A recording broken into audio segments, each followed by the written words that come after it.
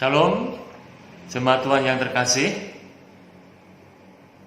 Saya pada kesempatan kali ini mengunjungi Bapak Ibu Saudara dalam penyampaian firman Tuhan untuk ibadah perak hari Selasa 14 April 2020. Pada kesempatan yang keberkatan kali ini saya akan menyampaikan tema firman Tuhan dengan judul Bertekunlah dalam doa dan berjaga-jagalah. Apa judulnya Bapak Ibu Saudara? Bertekunlah dalam doa dan berjaga-jagalah. Baik, kita akan mendasari dari bacaan di dalam surat Kolose pasal yang keempat ayat yang kedua.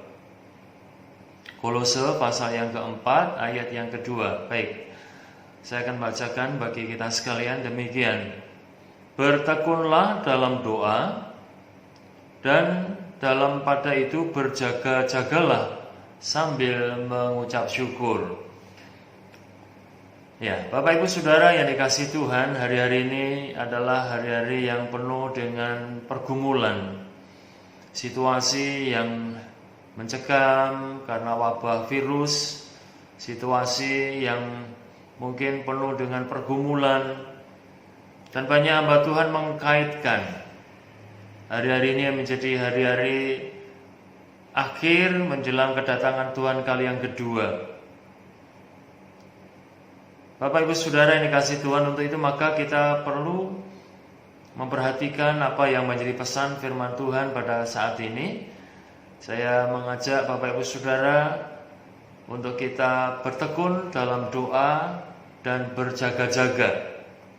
Bertekun dalam doa dan berjaga-jaga.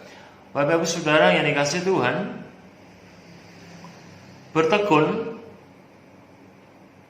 dalam bahasa Yunaninya proskarterio, itu berarti meneruskan dengan tabah, ya.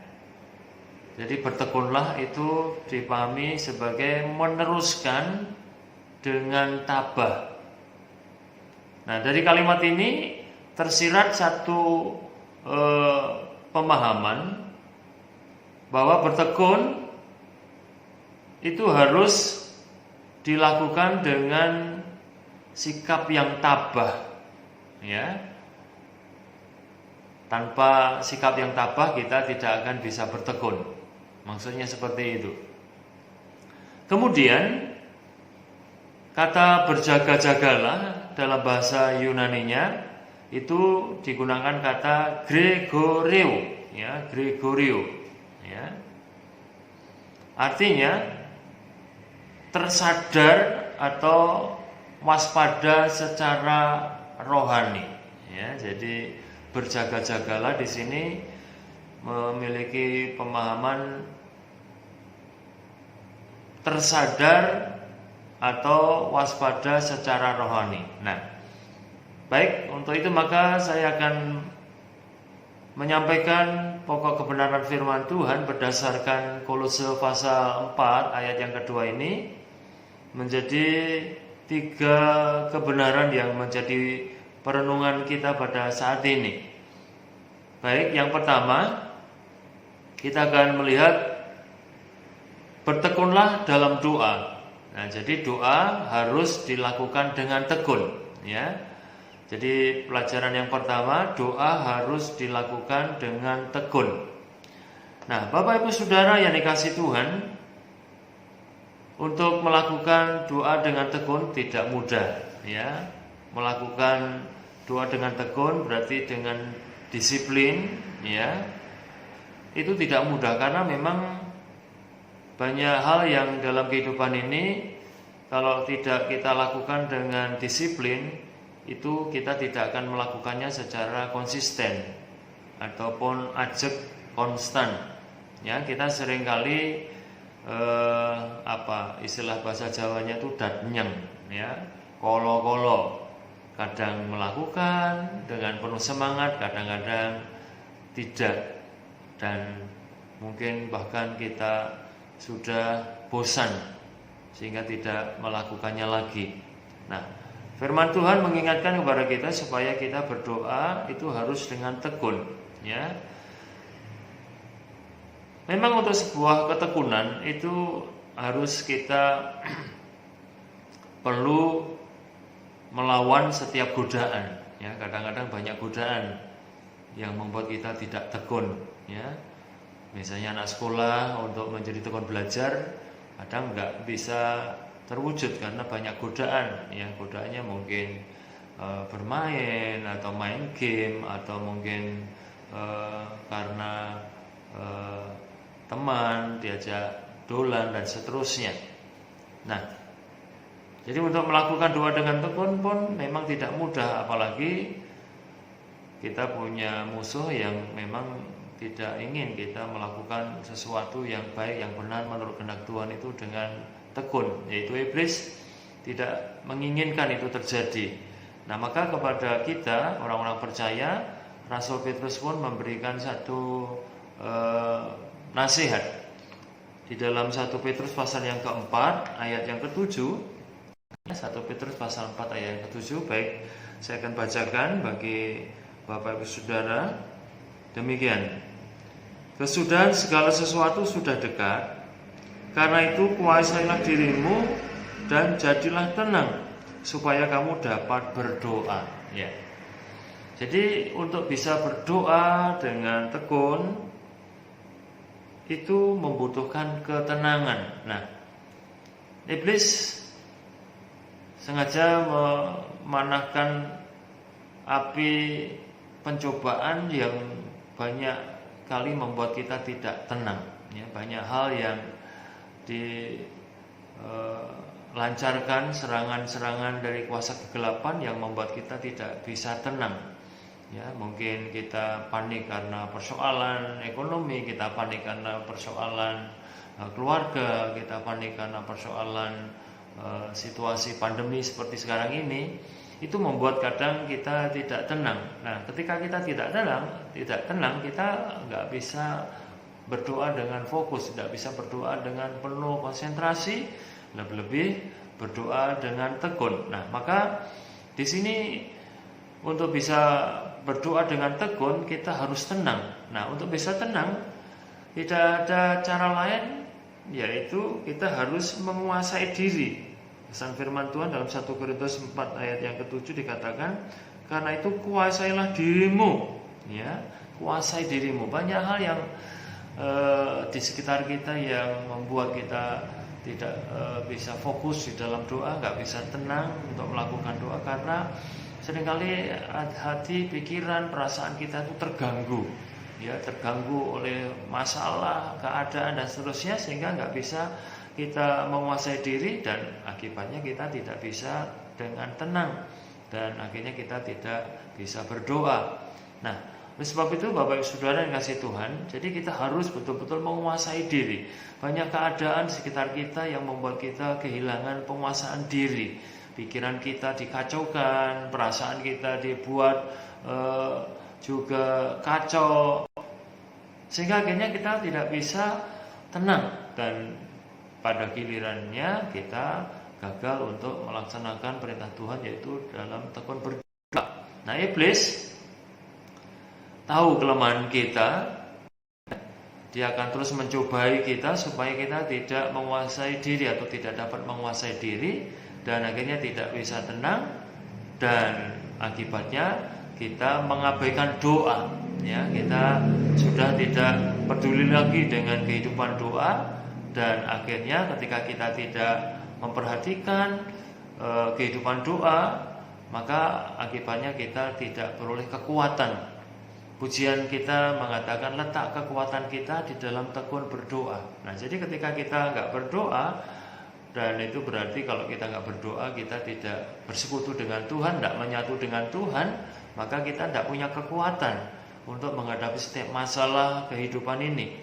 Nah, kalau kita sudah tidak tenang, panik, terus tidak berdoa, tidak melibatkan Tuhan, maka semakin kacaulah hidup kita. Bukan keadaan menjadi semakin baik, bukan keadaan semakin lebih kondusif, tetapi kita bisa-bisa malah semakin terpuruk, semakin dibuat kacau balau, dan akhirnya kita mengalami satu kehidupan yang kehilangan banyak berkat yang Tuhan sediakan melalui kehidupan doa. Nah, jadi kita betul-betul diingatkan, ya, kesudahan segala sesuatu sudah dekat, ya, diperingatkan supaya kita ini menguasai diri dan tenang supaya bisa berdoa. Nah, jadi kita harus mendisiplin diri kita untuk mencapai doa yang tekun. Ya, kita harus mendisiplin. Ya, banyak hal dalam kehidupan ini butuh disiplin, butuh penguasaan diri, butuh pelatihan yang terus-menerus, sehingga dengan demikian kita dapat melaksanakan apa yang diperintahkan oleh Tuhan, yaitu berdoa dengan tekun. Nah, kalau kita tekun berdoa, berarti kita terus menyatu dengan Tuhan, melibatkan Tuhan dalam setiap perkara dalam kehidupan ini, maka kita akan memperoleh kemenangan, kita akan memperoleh pertolongan, kita akan memperoleh yaitu jalan keluar, kita akan memperoleh kelegaan yang disediakan oleh Tuhan.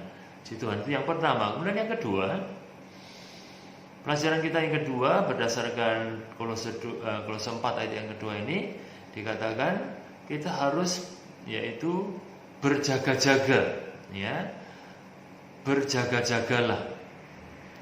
Nah, Bapak Ibu Saudara yang dikasih Tuhan, jadi dikatakan tadi berjaga-jagalah itu bahasa aslinya dengan digunakan kata Gregorio yang artinya tersadar atau waspada secara rohani.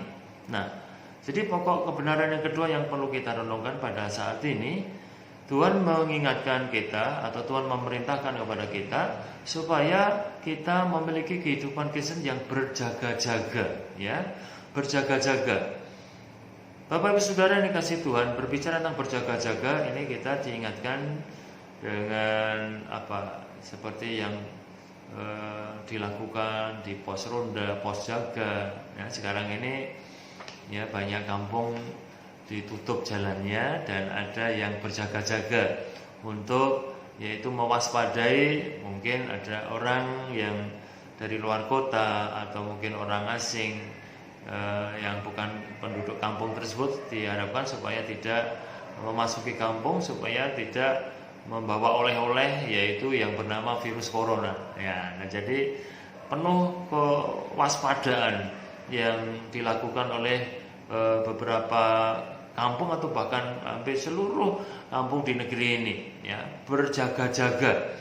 Nah, Bapak Ibu Saudara dikasih Tuhan, jadi kehidupan Kristen ini perlu kita sertai dengan berjaga-jaga, ya, berjaga-jaga. Di situ adanya ada kewaspadaan untuk apa? Untuk mengantisipasi hal-hal yang datangnya dari si iblis, hal-hal yang datangnya dari si jahat. Kalau kita tidak datang, kalau kita nggak berjaga-jaga, justru yang datang nanti adalah keadaan yang buruk, keadaan yang membuat kita mengalami masalah atau keadaan yang semakin membuat kita kehilangan janji berkat, mengalami kehilangan anugerah, kemurahan yang disediakan oleh Tuhan. Nah, jadi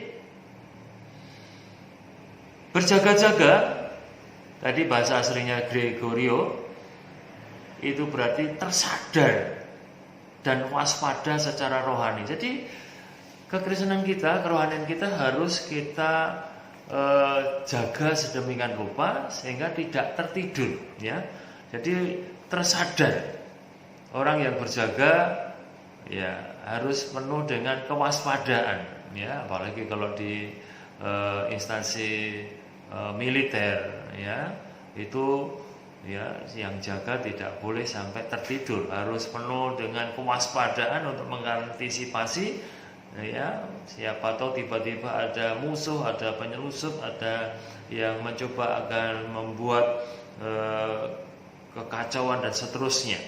Nah, jadi penuh kesadaran, jadi tersadar, jadi betul-betul melek, ya, tangi. Kita punya pujian yang bagus, ya, ya. Ayo kanca padha tangi, ya, digateke uripe ana ing endi, ya. Pratandane wis cetha, Dunyane wis arep sirna, mulane kanca apa? Padha tangiya. Nah, di sini tangi secara iman kerohanian. Kita harus memiliki satu kewaspadaan untuk berjaga-jaga supaya jangan sampai kita jatuh dalam pencobaan seperti yang Tuhan sampaikan kepada para murid. Kita akan membaca dari Injil Markus pasal yang ke-14. Markus pasal 14 ayat yang ke-37 sampai dengan 38. Baik, saya akan bacakan bagi Bapak Ibu Saudara. Markus pasal 14 ayat 37 sampai dengan 38. Setelah itu ia datang kembali dan mendapati ketiganya sedang tidur. Dan ia berkata kepada Petrus, "Simon, sedang tidurkah engkau? Tidakkah engkau sanggup berjaga-jaga 1 jam? Berjaga-jagalah dan berdoalah supaya kamu jangan jatuh ke dalam pencobaan. Roh memang penurut tetapi daging lemah." Ya. Jadi waktu Tuhan Yesus bergumul di Taman Getsemani, ya, menjelang hari dia menyerahkan nyawanya, disalibkan, Tuhan Yesus mengajak para murid, khususnya para murid utama, yaitu Petrus, Yohanes, dan Yakobus. Nah, ternyata ketika Tuhan Yesus berdoa, ya, jadi ketika murid utama ditinggalkan, Yesus melempar batu jauhnya untuk maju dan berdoa. Nah, ternyata ketika Tuhan Yesus kembali, didapati para murid tertidur. Nah, Tuhan mengatakan, "Tidakkah engkau sanggup berjaga-jaga 1 jam?" Ya. Tuhan kemudian melanjutkan berkata, "Berjaga-jagalah dan berdoalah supaya kamu jangan jatuh ke dalam pencobaan. Roh memang penurut tetapi daging lemah." Ya. Jadi daging yang lemah ini memang harus didisiplin tadi. Yang pertama, ya, kebenaran pertama harus dengan tekun, harus dengan disiplin, ya. Untuk membuat sebuah kebiasaan yang baik itu harus dimulai dari mendisiplin. Kalau tidak, ya kita tidak akan pernah menciptakan satu kebiasaan atau perilaku yang baik. Nah, dalam doa pun juga perlu didisiplin. Nah, jadi para murid diingatkan oleh Tuhan supaya berjaga-jaga, ya, waspada. Dan ini berarti para murid harus betul-betul memiliki kesadaran, ya, tersadar maksud saya. Jangan tertidur. Tidak tertidur, harus tersadar, melek, berjaga, tangi. Nah, kekristenan kita perlu kita jaga, ya, kerohanian kita perlu kita jaga supaya kita jangan sampai seperti pesan firman Tuhan jatuh ke dalam pencobaan. Nah, artinya jatuh ke dalam pencobaan di sini karena tidak berjaga sehingga terjadilah keadaan yang tidak kita harapkan. Kehidupan kita menjadi kacau dengan penuh persoalan yang membuat kita tidak bisa keluar dari persoalan itu karena kita kurang waspada, kurang berjaga-jaga, kurang berdoa. Nah, jadi Bapak Ibu Saudara, doa orang Kristen, ya, harus dilakukan dengan penuh kesadaran. Jadi bukan istilahnya nek kober, nek sempat, ya, bukan. Tapi harus memang kita rancang, harus kita arahkan diri kita untuk berdoa.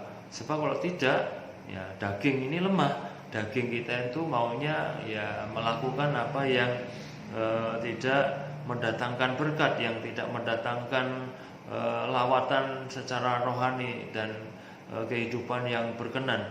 Ya, daging kita ini lemah. Nah, maka kita harus berdoa dengan penuh disiplin dan disertai dengan sikap yang berjaga-jaga, ya. Jadi berjaga-jagalah. Jadi kita harus betul-betul membuat rohani kita itu melek, bangun, ya, tidak tertidur.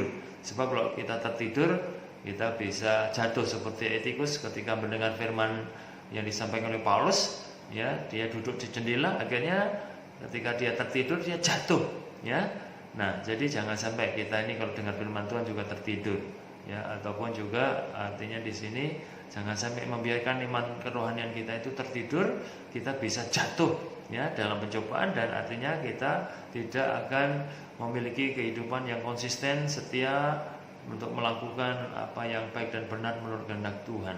Nah, jadi orang Kristen harus berjaga-jaga, ya, apalagi ini hari-hari terakhir, ya, waktunya sudah dekat, ya, kita harus berjaga-jaga, jangan sampai kita kehabisan kuota, ya, kita tidak tahu kuota kita habis, ya, seperti 5 perempuan atau 5 gadis yang bodoh itu, ya, nggak tahu kapan Tuhan datang, tapi mereka kurang persiapan sehingga tidak membawa minyak cadangan, sehingga waktu Tuhan datang mereka kehabisan minyak dan mereka akhirnya ketinggalan, pintu tertutup, nah, kesempatan menjadi hilang. Nah, jangan sampai itu terjadi kepada kita. Maka marilah kita berjaga-jaga. Kemudian yang terakhir, yang ketiga, Kolose 4 ayat 2 tadi mengatakan bertekunlah dalam doa dan pada itu berjaga-jagalah sambil mengucap syukur, ya, mengucap syukur. Jadi kita dalam kehidupan ini selain harus memiliki kehidupan doa yang tekun, kita harus selalu berjaga-jaga, berdoa untuk rohani kita supaya tidak tertidur. Yang tidak kalah pentingnya juga bersyukur, ya, kita punya pujian, ya. Dengan imanku kuhadapi semua, dengan berdoa kuhadapi semua. Kemudian yang bait ketiga, dengan bersyukur, ya. Sebab dikatakan iman, doa dan bersyukur sama besar kuasanya. Nah, jadi dalam bersyukur ternyata itu ada juga kuasa yang akan membuat iman kita tetap stabil, kerohanian kita tidak tertidur, ya. Kenapa kok bersyukur itu menjadikan iman kerohanian kita juga tetap kuat dan seterusnya? Karena dengan bersyukur berarti kita mengatakan bahwa apa yang Tuhan kerjakan, apa yang Tuhan izinkan terjadi dalam kehidupan kita itu adalah baik, sehingga kita bersyukur, tidak bersungut-sungut, tidak menyalahkan Tuhan. Kita berkata apapun yang terjadi, kita punya pujian, apapun yang terjadi, ya, dalam hidupku ini. Nah, kita harus apa? Berkata bahwa Tuhan Yesus itu baik. Nah, jadi ketika kita bersyukur, kita mengatakan apa yang terjadi, yang Tuhan izinkan dalam kehidupan kita itu pada hakikatnya baik. Dan ketika kita bisa bersyukur, kita tidak kecewa. Nah, kalau kita nggak kecewa, berarti kita nggak mutung, nggak mundur, nggak menyesal dan tidak meninggalkan Tuhan. Nah, kenapa banyak orang akhirnya meninggalkan Tuhan, tidak tekun mengikut Tuhan, tidak tekun di dalam berdoa, tidak tekun dalam berjaga-jaga untuk supaya tidak jatuh dalam pencobaan? Karena dia membiarkan hatinya kecewa, hatinya dipenuhi dengan kekesalan, kejengkelan, dan berkata Tuhan tidak adil, Tuhan tidak baik dan seterusnya, sehingga akhirnya kita mandek untuk kita setia mengiring Tuhan, bahkan setia melayani Tuhan, dan akhirnya yang rugi siapa? Yang rugi diri kita. Iblis bersorak-sorai melihat kita akhirnya tidak setia lagi, nggak tekun lagi dalam berbakti maupun melayani, karena kita kecewa, ya, kecewa. Nah, kekecewaan itu kalau terus berlanjut bisa saja seperti Kain. Kekecewaan itu membuat kita jadi gelap mata, gelap hati, ya, sehingga tidak menggubris peringatan Tuhan. Kain sudah diperingatkan, ya, kenapa mukamu muram, ya, berjaga-jagalah, waspadalah, ya. Iblis sudah mengintai, tapi rupanya Kain tidak menghiraukan dan tetap melakukan yang jahat, dan adiknya yaitu Habil dibunuh. Nah, hati-hati. Jadi bersyukur itu penting. Karena ketika kita bersyukur itu membuat hati kita tetap bisa berkata Tuhan itu baik, dan apa yang Tuhan izinkan terjadi itu Tuhan punya rencana yang baik, sehingga membuat rohani kita itu segar, rohani kita itu tetap bisa setia di dalam mengikut Tuhan, mengiring Tuhan, karena kita tidak membiarkan kekecewaan, kepahitan itu membuat kita mandek dalam kita mengikut Tuhan ataupun melakukan kehendak Tuhan. Nah, jadi 3 hal ini penting untuk akhir zaman ini. Kita harus betul-betul perhatikan. Tuhan perintahkan kepada kita, bertekunlah. Mari kita bertekun di dalam doa dan berjaga-jagalah, dan kemudian sambil mengucap syukur. Sehingga ketika 3 hal ini kita lakukan, maka kita boleh memastikan iman kerohanian kita tetap begitu segar dan tetap stabil, tetap konsisten, sehingga kita boleh mengiring Tuhan sampai kepada akhirnya. Bahasa Jawa mengatakan tutup dumugi ing wekasan. Nah, Tuhan mau kita seperti itu, sehingga akhirnya pada waktu Tuhan datang kali yang kedua, kita didapati setia, kita didapati berkenan, layak untuk kita boleh dijemput masuk di dalam kemuliaan Tuhan. Oleh sebab itu, nasihat firman Tuhan ini mari kita perhatikan, mari kita bertumbuh bersama-sama, mari kita bertekun dalam doa, mari kita terus berjaga-jaga untuk membuat rohani kita tidak mati, tidak gugur, dan mari kita mengucap syukur untuk kita boleh terus mengakui bahwa segala perkara Tuhan izinkan terjadi. Tuhan punya maksud, Tuhan tidak pernah merancangkan yang jahat terhadap kita. Kalau keadaan yang menurut kita itu buruk, tapi percayalah, kalau kita tetap mengasihi Tuhan, terus berserah kepada Tuhan, maka Tuhan bisa mengubah keadaan yang tidak baik atau buruk menurut penilaian kita, itu akan mendatangkan satu berkat sukacita dan akan membuat kita menemukan rencana Tuhan yang begitu indah dan sempurna. Terlebih kita boleh nantinya bersama dengan Tuhan di dalam kemuliaan, karena kita senantiasa tekun berdoa, berjaga, dan mengucap syukur. Tuhan memberkati. Mari kita berdoa. Bapa, kami bersyukur untuk firman Tuhan yang kembali mengingatkan kami supaya kami senantiasa bertekun dalam doa, berjaga-jaga, supaya kami mewaspadai hidup iman kerohanian kami tidak terjatuh, tidak tertidur, tetapi kami boleh terus tersadar dan berjaga-jaga, sehingga sewaktu-waktu ada pencobaan dan datangnya dari iblis, kami boleh menghadapinya bersama dengan Tuhan melalui kami tekun berdoa, dan kami boleh membawa hidup kami boleh semakin setia, bahkan sampai pada akhir hidup kami boleh didapati oleh Tuhan tetap beriman setia kepada Tuhan. Terima kasih, memberkati umat-Mu dengan segala anugerah, pertolongan dan kemurahan dalam setiap keadaan pergumulan saat ini, apapun yang sedang dihadapi Tuhan. Hamba-Mu berdoa, Tuhan tolong, Tuhan melawat dan memberkati, teguhkan imannya, dan Tuhan memberkati perlindungan di dalam situasi pandemi ini, supaya jemaat Tuhan semuanya sehat-sehat dalam keadaan baik-baik karena penyertaan dan perlindungan Tuhan. Terima kasih Tuhan, terima kasih. Kami bersyukur dan mengakhiri ibadah perak kami pada saat ini hanya di dalam nama Tuhan Yesus kami bersyukur dan berdoa ini. Haleluya. Amin.